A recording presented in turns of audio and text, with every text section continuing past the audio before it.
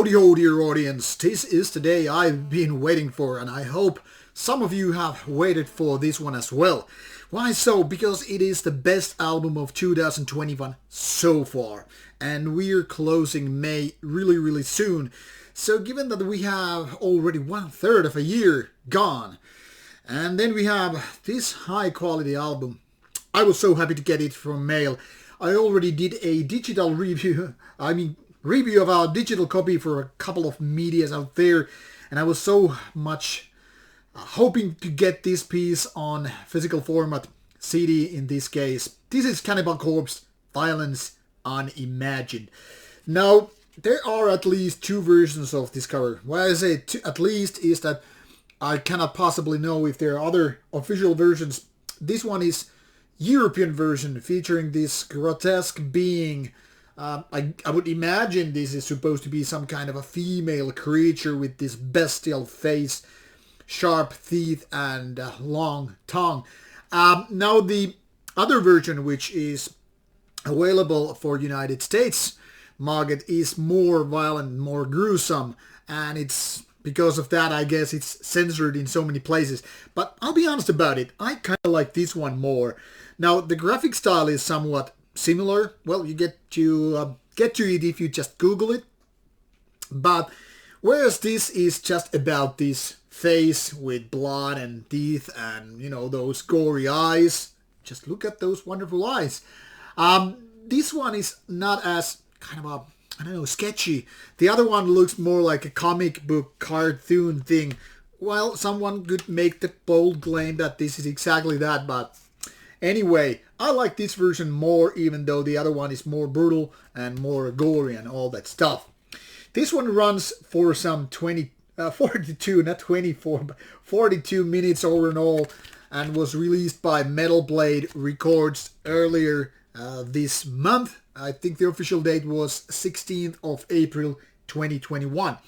And if I'm not mistaken, this is the 15th album by Cannibal Corpse, the band that has been there for more than 30 years creating brutal death metal, and one of those bands that have become really big despite singing about murder, violence, and all that stuff. I mean, Cannibal Corpse is death metal equivalent to Metallica in so many ways, the biggest in the business when it comes to the given style, which is, then again, death metal. Not exactly something that back in the 80s or even early 90s you would imagine is selling millions and millions. Then again, Cannibal Corpse is one of those bands that is very active throughout the years. They tour a lot, and they still make albums basically every couple of years. So it's something that most bands can only dream of. I really have my hats off to the band.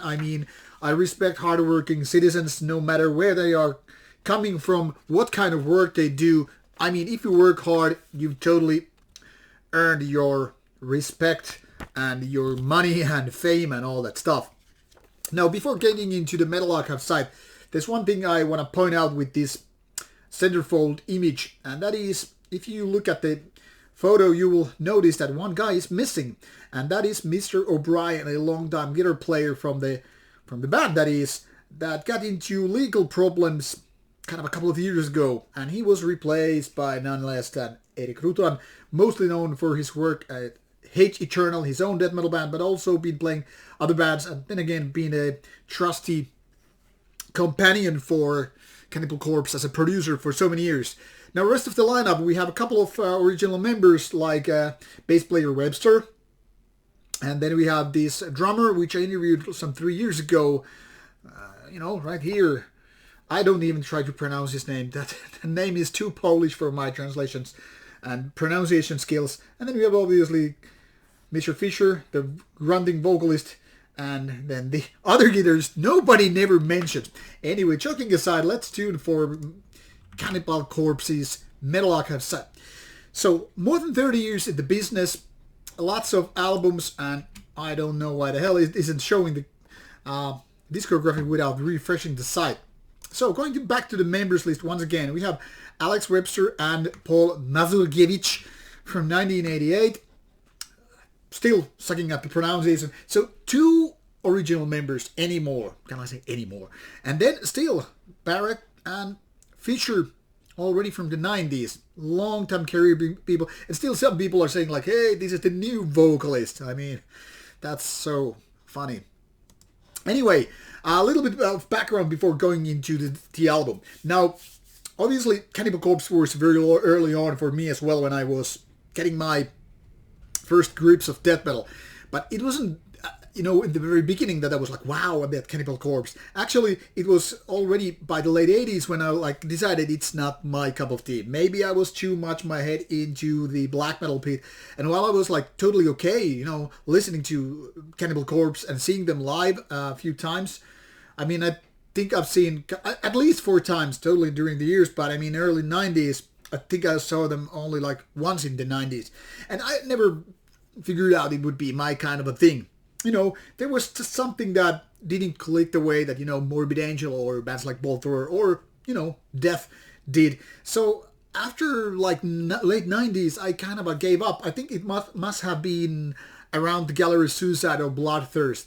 Can't be totally sure. And then I was okay, it's not really the kind of a thing that I am listening to. Even though, once again, I went to see them on stage in various places, a few times in Finland and also abroad.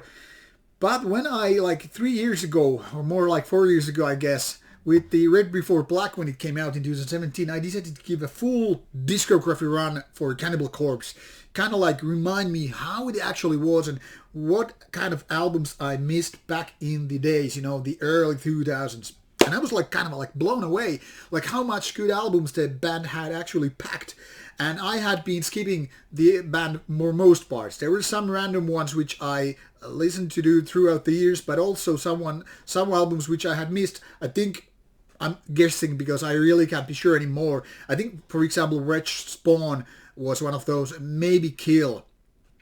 Anyway, and there was something like Worm Infested EP and Wretched Spawn. Wow, these are really good. So why didn't I even listen to them back in the days so much? And even the earlier ones, which made me skip the band for so many years, were hey, these are so much better than what I would remember them to be. Now, that's another story though, which I might end up doing in a worst to best kind of a video. But this is about the newest album, Violence Unimagined.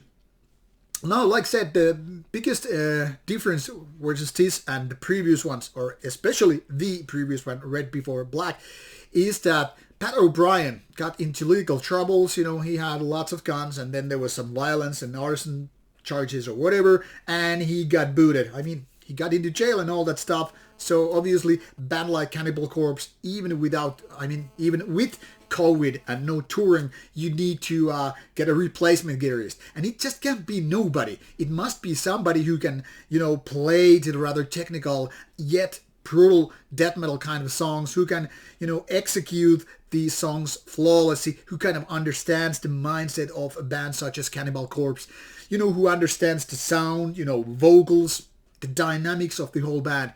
It just can't be anybody. So I guess in hindsight, it's very, very proper thing to say there can't be only one, and that is Eric Rudin. And he also participated on this album in songwriting, which makes it more interesting because now we have not only Webster and Barrett, but also Rudin, creating these songs. And that makes a wonderful, wonderful cocktail. Now, being an album that runs for 11 tracks and almost 43 minutes, that kind of a classic metal way to do it. I mean, the kind of a basic 45 minutes or 40 minutes and 10 tracks, and that's the kind of a thing. How it is enable for a band like this to just execute it properly. Have it very brutal, have it catchy, have it technical, and have it very violent and dark at the same time. You have to have all the Cannibal Corpse ingredients right there and to execute them properly. Not only in songwriting, not only in growly kind of a trademark vocals by Mr. Corpse Grinder Fisher, but also you have to have it really heavy, well produced, and still have the kind of a renewing element. I mean, you don't want to keep repeating whatever you had done in past 30 years. Now, I liked Red Before Black a lot.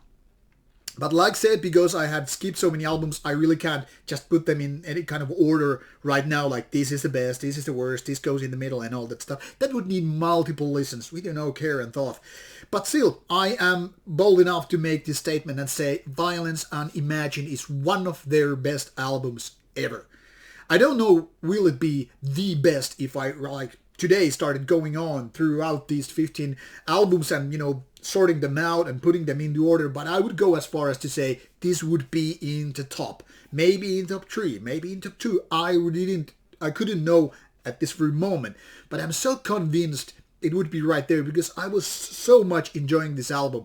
I mean, I gave it multiple listens on different days and I was like, man, this is just getting my sweet spot, so to say. The brutality, the heaviness, the production, the bass lines, the guitars, the vocals are melting. Even the drums. And even the drums, I don't mean disrespect towards the drummer, but I mean, Maku is not maybe the most technical drummer out there for death metal. I mean, I have my favorite drummers, a little bit different bands. But no disrespect. He's a good drummer and feels totally Cannibal Corpse and creates part of the style. All I'm trying to say anyway, is that everything here is nailing it. This is as close to perfection pretty much that a Cannibal Corpse can really do. I mean, they could maybe do even better an album, but then it might be probably something different that isn't really sounding like Cannibal Corpse. I don't know.